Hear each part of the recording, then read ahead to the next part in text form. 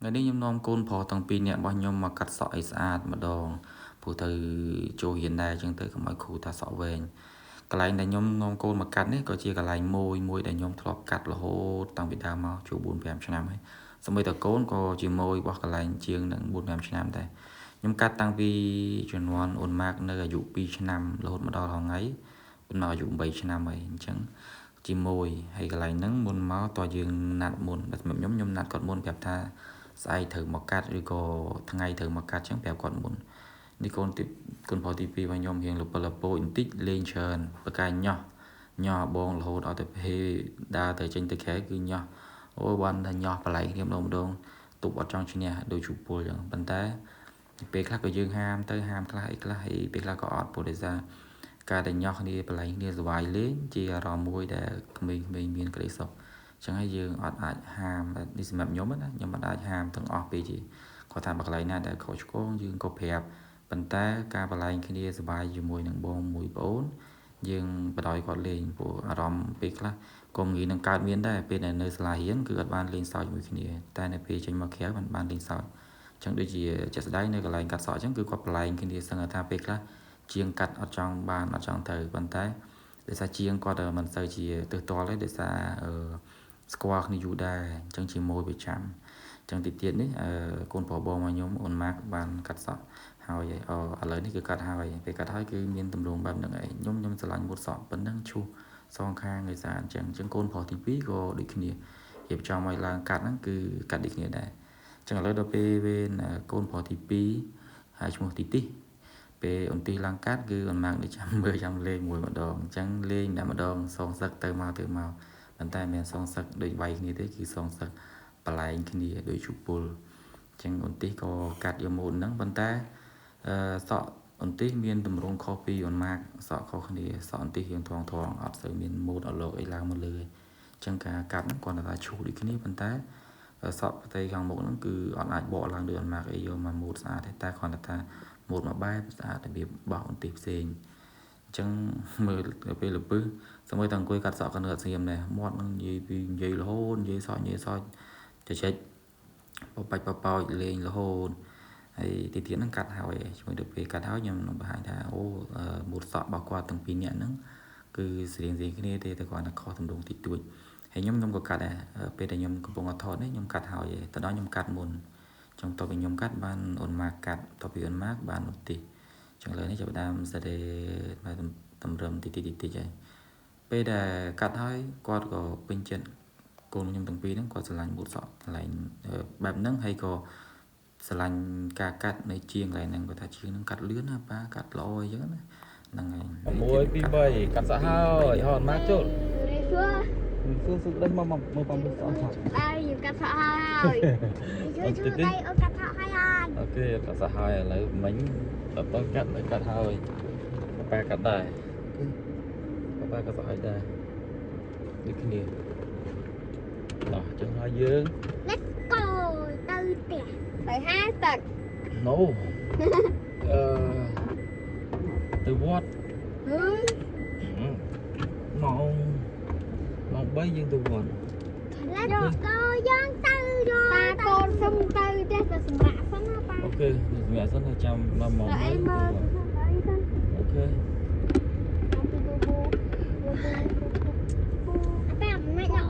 កាត់លឿនណាប៉ាមែនទេប៉ាមិនទេឥឡូវបន្ទាប់ពីកាត់សាក់ហើយក៏បានជជែកគ្នានិយាយលេងមួយកូនថាលើយើងត្រូវទៅវត្តតាមពិតគម្រោងត្រូវទៅវត្តនេះគឺប្រាប់មុនតាំងពីយប់ហើយព្រោះអត់ហៅទៅភ្លាមអញ្ចឹងកុំឲ្យគាត់នៅអោសើជាមួយនឹងការចេញដើរតែគាត់អារម្មណ៍ជាតែគិតម្យ៉ាងថាចង់ទៅហៅទឹកកាលវាទឹកមុននាំទៅហៅទឹកហើយដល់ពេលអញ្ចឹងអាទិត្យនេះគឺត្រូវនាំទៅវត្តហើយក៏ចំថ្ងៃសិលដែរដល់ពេលអញ្ចឹងគឺត្រូវរៀបចំគម្រោងគឺត្រូវចេញទៅវត្តប៉ុន្តែប្រាប់ពីយប់ហើយតែគាត់ថាអត់តន់ដល់ម៉ោងទៅភ្លាមឥឡូវនេះម៉ោងបាយអញ្ចឹងតតែម៉ោង3បានចេញទៅវត្តហើយវត្តដែលខ្ញុំត្រូវនាំកូនទៅហ្នឹងគឺវត្តនៅខាងអរិយស័ក្តិទៅឆ្លងដរហើយមួយទៀតទិដ្ឋភាពឆ្លងដរគឺកូនរបស់ខ្ញុំគាត់ចូលចិត្តគាត់ស្រឡាញ់ទេសភាពស្អាតមួយទៅវាមានខ្យល់លហើយស្លាប់មុខស្លាប់មាត់អញ្ចឹងណាប៉ុន្តែឥឡូវអត់តន់ដល់ម៉ោងទៅអញ្ចឹងត្រូវត្រឡប់ទៅសម្រាកសិនតពីសម្រាប់បានមកបន្ទាប់មកយើងនឹងចេញទៅវត្តហើយបងប្អូន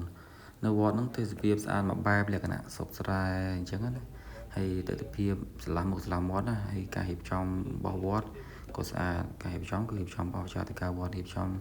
លក្ខណៈថាបែបមើលទៅឆ្លាស់មុខឆ្លាស់មាត់ហើយមានវាលស្រែយើងមើលពីចង្ងាយទៅមានវាលស្រែមានអីចឹងណាការរៀបចំក្នុងវត្តហ្នឹងមានដាំស្មៅមានរៀបចំបែបបុរាណច្រើនហើយវត្តដែលខ្ញុំទៅនេះគឺជាវត្តដែលរក្សាគេដំណើររបស់យើងពីដូនតាមកគឺល្ខោនខោលអញ្ចឹងបងប្អូនគាត់ណាគិតថាមានល្ខោនខោលគឺបងប្អូនគាត់ជិះដឹងហើយថាជាវត្តអីវត្តដែលខ្ញុំទៅគឺវត្តស្វាយដែតនៅប៉ែកខាងរេកស័តក្រុងរេកស័តហ្នឹងគឺវត្តស្វាយដែតតោះអញ្ចឹងទីទៀតខ្ញុំនឹងបង្ហាញពីទស្សនវិជ្ជាដែលខ្ញុំបានទៅដល់វត្តហ្នឹងជាមួយនឹងក្មេងៗប៉ុន្តែមុនទៅដល់វត្តយើងត្រូវឆ្លងដសិនត្រូវជិះសាឡាងជិះដសិនអញ្ចឹងទស្សនវិជ្ជាដែលឆ្លងដពីខាងថយមកខាងពីចិត្តគេហៅចិត្តសួននាហ្គាហ្នឹងកន្លែងកំពង់ចលងរេកស័តយើងចលងពីខាងហ្នឹងទៅអញ្ចឹងទស្សនវិជ្ជាពីខាងហ្នឹងទៅក៏មានទេសភាពស្អាតមួយបែបដែរអញ្ចឹងបងប្អូនអាចទស្សនាបានទាំងអស់គ្នាតោះទីទៀតខ្ញុំនឹងបង្ហាញឃើញពេលយើងទៅវត្តយើងជិះសាឡាងឆ្លងដទៅអូនចង់ចុះចង់ចុះមើលតែបើសិនជាមេឃអត់ក្តៅចាំបាយអូនចុះតែបើក្តៅពេកបើចុះណាបើបានជិះអាសាឡាងធំតែសាឡាងធំទូទៅគ្នាក្តៅបើមេឃត្រជាក់ជាមួយពេលយប់ចាំពេលយប់យើងមកវិញមេឃអត់ក្តៅទេអញ្ចឹងអូនឡើងទៅខាងលើបានឡើងទៅជាន់លើចំប៉ាជូនអូនទៅជាន់លើណាជាន់ខាងលើមើលឃើញទេសភាពស្អាតអត់ឡើងក៏បានឡើងអូនឡើងមកប៉ាខេ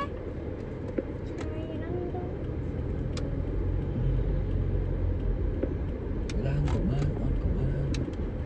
ស្រេចតែចិត្ត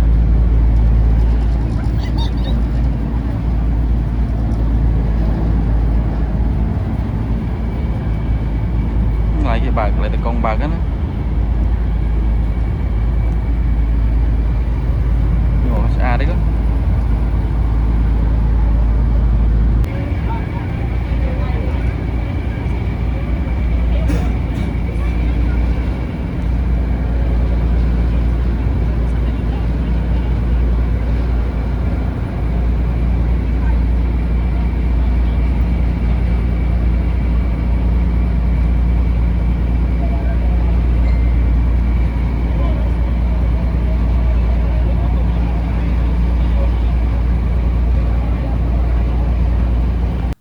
នេះគឺខ្ញុំហើយនឹងកូនបានមកដល់វត្តស្វាយដែតហើយបងប្អូនមកដល់វត្តស្វាយដែតគឺស្លាប់មុខស្លាប់មាត់មានកញ្ចក់អង្គុយលេងហើយក៏មានហាងកាហ្វេសម្រាប់យើងទិញពិសាផងដែរហាងកាហ្វេហ្នឹងគឺបោះបងសៃពៅជាអ្នកលក់នៅក្នុងវត្តស្វាយដែតដែលមានឈ្មោះថាកាហ្វេល្ខោនខោលទីធ្លាធំទូលាយស្អាតហើយបងប្អូននៅពីខាងមុខដែលខ្ញុំកំពុងតែបង្ហាញហ្នឹងបើសិនជាខ្ទង់ខែ9ខែ10ទឹកលិចហ្មងកន្លែងហ្នឹងទឹកលិចហើយជារៀងរាល់ឆ្នាំគឺប្រជាតកាវត្តតែងតែប្រារព្ធកម្មវិធីបុណ្យនំទូកហើយការប្រកួតបុណ្យនំទូកហ្នឹងគឺមានការចូលរួមពីគ្រប់វត្តដែលនៅប៉ែកខាងទន្លេហ្នឹងនៅមកជារៀងខាងអរិយស័ក្តិហ្នឹងមានវត្តស្វាយដែតមានវត្តកសាសមានវត្តអីច្រើនទៀតបងប្អូនខ្ញុំអត់សូវស្គាល់បានច្រើនទេប៉ុន្តែមានការប្រឡងប្រជែងមានការប្រកួតចំនួនទូកច្រើនមែនតើមកប្រកួតនៅកន្លែងហ្នឹងដល់ពេលដល់ខែ9ខែ10គឺទឹកលិចស្អាតយើងមើលកាន់តែស្អាតជាងពេលនេះទៀតពេលនេះទឹកអត់ទាន់មានអញ្ចឹងបងប្អូនអំពូមីងនៅខាងហ្នឹងគាត់នេះជាដីរបស់គាត់អញ្ចឹងគាត់ប្រកបធ្វើកសិកម្មធម្មតាគាត់មានដាំពោតមានដាំលក្ខីមានដាំស្រូវដែរមានស្រែនៅកន្លែងហ្នឹងដែរអញ្ចឹងណាអញ្ចឹងគាត់ប្រកបមុខរបរគាត់តាមធម្មតាដល់ពេលដល់ខែទឹកលិចគឺលិចទៅកន្លែងហ្នឹងគឺខាងវត្តចៅតកាវត្តគាត់ធ្វើកម្មវិធីបុណ្យនំទូកវិញតើឥឡូវខ្ញុំទៅបង្ហាញពីទីធ្លាមកផ្នែកតូចទៀតនៅក្នុងវត្តស្វាយដែតហើយនឹងបងប្អូនបានឃើញផ្ទាល់ជាមួយសកម្មភាពកូនខ្ញុំដែលកំពុងរត់លេងជាមួយនឹងកូនប្រុសកូនស្រីរបស់បងសៃពៅដែលជាម្ចាស់កាហ្វេល្ខោនខោលនៅវត្តស្វាយដែត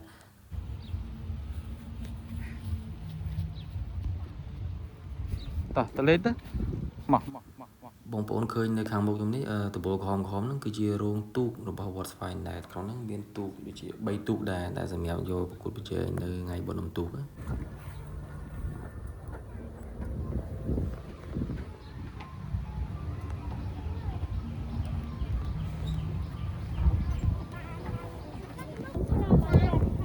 បើកូនឆ្កែអីតែឆ្មាខ្លាចវាខាងតោះយើងដើរលេងទៀតតោះមិនកូនឆ្កែនៅកន្លែងមេវាកូនខ្លាចមេវាខាំតលេងអូនស្ទាំងអូកូនស្ទាំងតាប៉ាអូវា ប៉ុណ្ណឹងលេងនឹងចាប់ហើយកូនអត់លេងនឹងចាប់ហើយឥឡូវពីណាគេលេងនឹងចាប់ខ្លះឥឡូវនេះយើងបានចិត្តនឹងបញ្ចប់នៃការថតវីដេអូហើយអញ្ចឹងខ្ញុំបង្ហាញពុកម៉ែបងប្អូនទាំងអស់គ្នាត្រឹមប៉ុណ្ណេះសិនជួបគ្នាជាមួយវីដេអូក្រោយៗទៀតខ្ញុំនឹងថតពីសកម្មភាពរបស់គុណខ្ញុំបន្តទៀតអរគុណ